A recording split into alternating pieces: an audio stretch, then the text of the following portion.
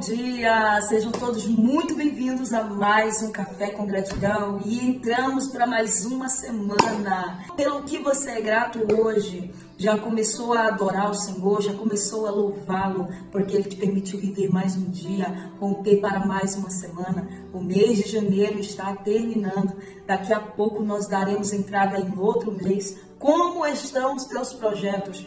Como vai os seus planos? Como você tem se comportado diante da beleza, da graça de Deus, diante de um tempo que Deus te permitiu vencer, oportunidade que o Senhor permitiu adentrar para poder concluir planos, concluir metas, sonhos. Como você tem se posicionado diante dessa chance, dessa oportunidade que o Senhor tem dado? Que Deus abençoe teu dia, celebre com alegria, porque Deus te entregou. Eu estou muito animada. Essa semana nós falaremos sobre um tema. Eu quero levar esse tema durante a semana inteira, para que nós venhamos entender que o que Deus tem para nós é muito maior e muito melhor. Que nós precisamos exercer a nossa fé. Nós temos falado isso desde quando o ano entrou. Esse é o ano de exercer a fé de uma forma loucamente absurda. Mas nós precisamos nos posicionar e descobrir quais os próximos passos que Deus quer que damos. Aonde Deus quer nos levar. Quais os planos de Deus para nós. E nós precisamos alinhar os nossos projetos com os projetos de Deus. Alinhar a nossa agenda com a agenda de Deus. De tal forma que nós venhamos nos pôr a caminho e em passos largos nos direcionar para os propósitos e os projetos de Deus. E sair totalmente do lugar de estagnação e paralisação e morte que estivemos por toda a vida. É possível saber para onde você está indo quando você sabe aonde você quer chegar. Já pega a tua caneta, teu papel, já pega a tua Bíblia e anote isso aí. Só é possível saber para onde estamos indo quando nós sabemos aonde nós queremos chegar. Para quem não sabe para onde vai, qualquer caminho serve. Então, quando você tem uma rota, quando você tem um plano estabelecido, quando você sabe aonde você quer chegar, você sabe a tua parada final e tu sabe a tua localização atual, você sabe qual o percurso. É como o GPS, quando você coloca a tua rota no GPS, ele sabe a tua localização atual, ele sabe o teu trajeto e ele sabe o ponto de chegada. Ele sabe aonde ele vai te deixar. Nós precisamos ter essa localização e a semana será muito terapêutica, muito cirúrgica. O tema dessa semana é: se levante da cadeira de vítima. Esse tema ecoou muito forte no meu coração e me trouxe até algo à minha memória. Que um dia eu estive sentado sobre essa cadeira de vítima. E para que nós não voltemos a este lugar que nós já saímos, nós precisamos todos os dias lembrar para onde estamos indo. Qual o propósito que nós colocamos no coração. Lembrar quais os planos que o Senhor tem para nós. E centralizar isso no nosso GPS, para que não nos percamos. Para que não apareçam distrações no caminho.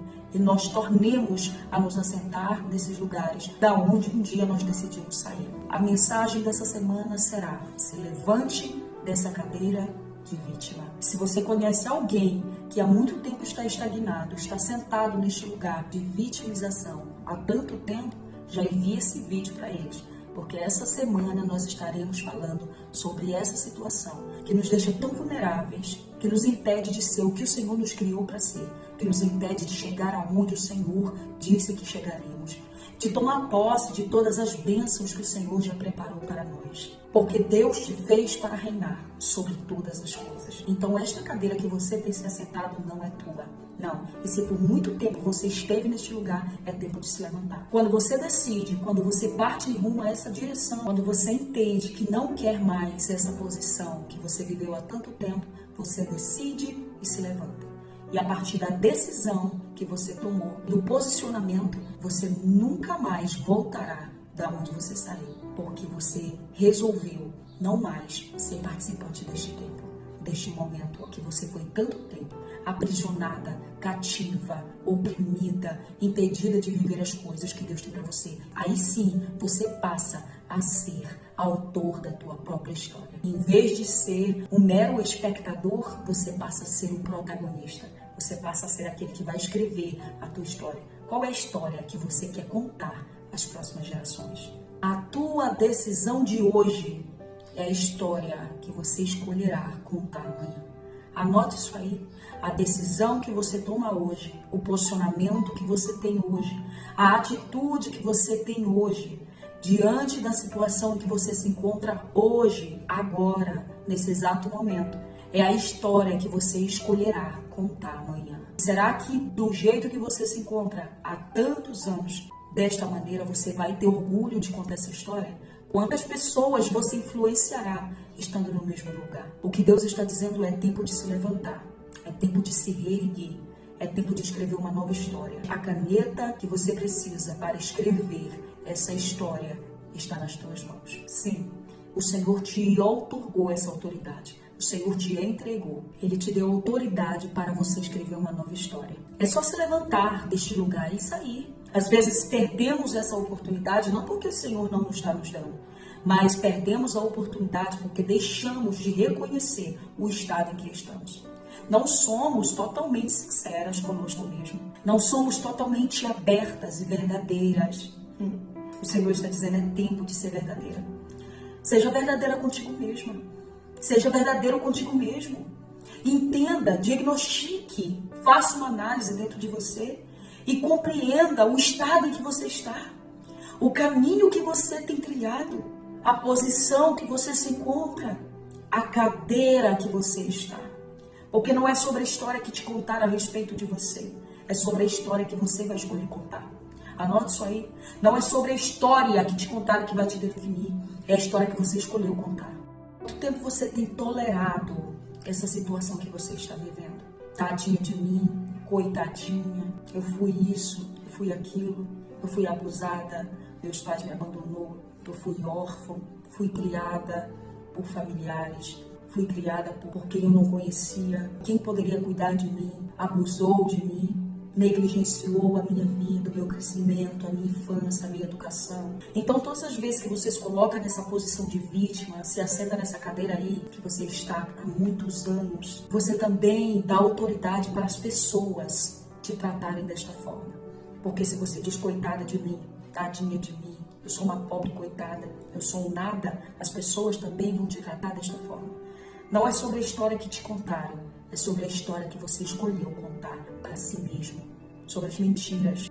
Eu quero ler com você 1 Samuel, capítulo 1, a partir do verso 5, que diz: Mas a Ana dava uma porção dupla porque a amava, apesar de o Senhor a tinha deixado estéril. E porque o Senhor tinha deixado Ana estéril, sua rival a provocava continuamente, a fim de irritá-la. E isso acontecia ano após ano. O que acontece é que Eucana tinha 2 mulheres, e uma se chamava Ana, a outra Penina. Penina tinha filhos, porém Ana não tinha.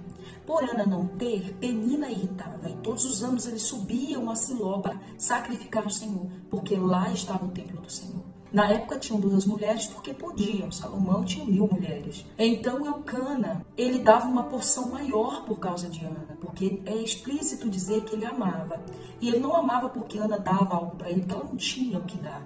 Naquela época era muito vergonhoso a mulher não dar filhos ao seu marido, ter a madre cerrada. E também era honroso as mulheres que poderiam honrar seus maridos com filhos. Então Penina, por ter muitos filhos, ela achava que por isso teria o amor do seu marido e seria mais honrada e era mais abençoada por ter filhos. É como se uma mensagem de Deus passasse nisso, dizendo: aqui tem muitos filhos, eu abençoei, eu sou com eles. Mas aqui não tem, eu amaldiçoei, eu não sou com eles. Então Ana era tido como amaldiçoada. E Penina aproveitava-se dessa oportunidade para irritá-la. Porque tem pessoas que Deus usa e usa muito, mas tem pessoas que, em vez de ser instrumentos de Deus, se deixam ser instrumentos do diabo. Tem pessoas que, em vez de ser instrumentos de Deus para abençoar outras vidas, elas se deixam ser instrumento do diabo para irritar, amaldiçoar e matar outras vidas. Eucana oferecia por Ana uma porção dupla porque a amava. E eu acredito que Eucana também tinha esperança que, enquanto ele sacrificava, Deus visitaria a sua mulher. Mas também com a esperança dela reconhecer o seu amor e também de Deus a visitá-la. Mas um certo dia ele perguntou a ela, porque todos os anos eles subiam à casa do Senhor. Todos os anos Penina jogava no rosto de Ana o seu pecado, jogava em rosto de Ana a sua miséria, o que Deus não fez por ela. mas ela subia à casa do Senhor. Mas ela não entregava totalmente o sacrifício, porque ela entristecia, ela amargurava, ela não comia e ainda deixava o coração do marido triste. Ele dizia: Ana, não sou para ti melhor do que 10 filhos? E Ana continuava amargurada, angustiada e não comia, mas subia ao templo. A oportunidade o Senhor tem nos dado, mas como nós nos apresentaremos diante dessa oportunidade que Ele tem nos dado, a escolha e a decisão é inteiramente nossa. Deus dava oportunidade a Ana de subir ao templo, de adorar, de sacrificar, mas Ana fazia isso pela metade. Eucana questionava, mas todos os anos ela vivia o mesmo drama. É como se ela estivesse tendo ali até um déjà vu, né? Como falam, uma fita, um filme passava na cabeça dela. É como se tivesse ano a ano se repetindo a mesma fita, a mesma condição, a mesma vida. Então Ana era amargurada, uma mulher angustiada, porque todas nós ficamos quando não obtemos uma resposta de Deus e quando os nossos olhos ainda não são abertos para nós pegarmos a nossa situação e ser algo que vai glorificar o nome de Deus, pegar a vítima que somos e ressignificar e fazer dessa vítima uma guerreira, uma leoa, valente na presença do Senhor e desbravar tudo aquilo que Deus tem para nós e honrar o Senhor com aquilo que Ele colocou em nossas mãos. Qual é a história? O Espírito te pergunta aí agora. Qual é a história que Ele colocou nas tuas mãos e que você tem enterrado para viver a história de vítima, a história de angústia, a história de fracasso, a história de frustração, a história de miséria que você quis para si, ou que colocaram no teu colo e dizendo viva, porque é isso que tem para você. Porque ninguém da tua casa foi mais longe, você também não vai. Porque ninguém rompeu, você também não vai romper. Porque o lar que você foi criado, o lugar em que você nasceu, quem cuidou de você, te infiltrou uma identidade que não é tua. Há anos você tem aceitado, há anos você tem tolerado, há anos você tem decidido viver desse jeito. E não é culpa de ninguém, não é culpa do teu passado, não é culpa do que aconteceu lá atrás, não é culpa das pessoas que passaram por tua vida, seja elas quem forem, seja teus educadores, os teus relacionamentos, seja no familiar, seja financeiro, seja emocional, não tem nada a ver com isso, com o teu passado, com quem esteve nele. Tem a ver com a decisão que você deixou de tomar. Escreve isso aí. Não tem a ver com ninguém. As feridas que foram abertas não tem a ver com quem causou. Tem a ver com a decisão que eu deixei de tomar quando era para mim ter tomado. Botaram no teu colo, te contaram uma mentira e você aceitou. Assim como Ana diz ano a ano. Todos os anos, repetidamente, histórias revividas. Para muitas Anas que me escutam agora, assim como essa da Bíblia, elas estão vivendo em um ciclo sem fim. Estão vivendo em uma reação em cadeias, que a cada dia repete a mesma coisa, só que cada dia fica ainda mais pior por reviverem situações cotidianas, situações que já eram para ter abandonado, já eram para ter esquecido e pulado para a próxima fase. Feito como Paulo, avanço para o alvo. Eu não digo que eu cheguei, mas uma coisa eu faço, esqueço do que ficou para trás. Eu decido me desprender, eu decido quebrar a cadeia dos meus pés. Eu decido quebrar as cadeias dos meus pais, dos meus antepassados. Eu decido quebrar as cadeias que prenderam eles lá atrás e que de alguma forma se apegou em mim, porque eu cresci nesse ambiente. Deus está dizendo, é tempo de quebrar essas cadeias e olhar porque o teu alvo é o Senhor. Ele é autor e consumador da tua fé. Ano retrasado foi da mesma forma. Ano passado foi do mesmo jeito, nada mudou. E esse ano que Deus está te dando mais uma oportunidade, Ele está dizendo o que é que você vai fazer. Vai permanecer neste lugar aí? Vai permanecer neste assento que te colocaram? A mentira que o diabo te contou, te assentou nesta cadeira, Ele está fazendo você permanecer aí. Ele está dizendo até quando você vai ficar aí, sendo que eu já te desprendi. Já te dei a chance de ir. Eu disse, vai. Ô Ana, Deus está dizendo, se levante e vai. Se levante e vai. Decida, se levante e pode ir. Você está livre, você só não consegue enxergar isso. Porque tem uma penina diante de ti que te acusa de dia e de noite. Que ano após ano repete-se as mesmas acusações. E as mesmas frustrações entram dentro de você e te faz permanecer nesse assento aí.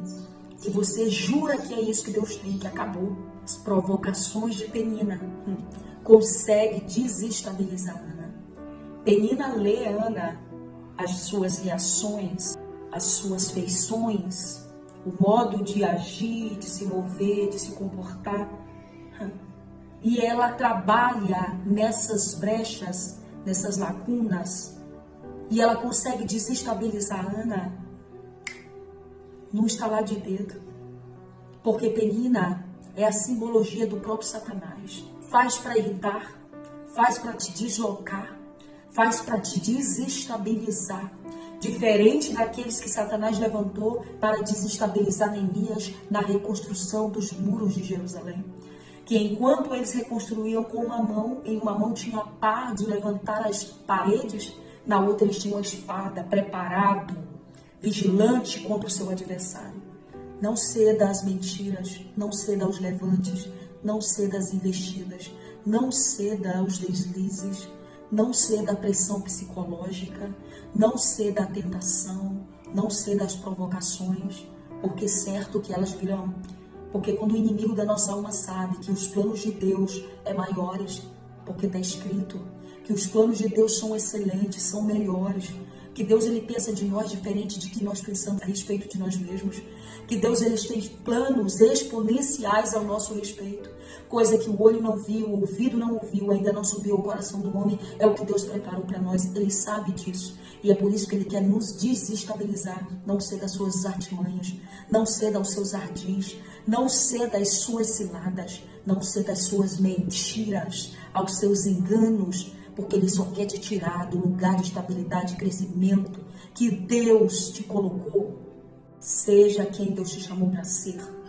Você vai voar mais alto, você vai chegar mais longe, você vai viver tudo aquilo que Deus tem. Porque Deus que te respalda, é Deus que te valida. Você não precisa de validação, respaldo, nem aprovação da terra.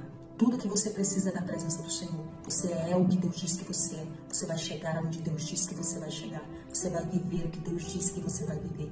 Levante-se dessa cadeira de vítima e seja o próprio autor e protagonista da tua história. Porque essa caneta Deus já colocou nas tuas mãos. Aquilo que você tolera é como você ensina as pessoas a te tratar. Amém?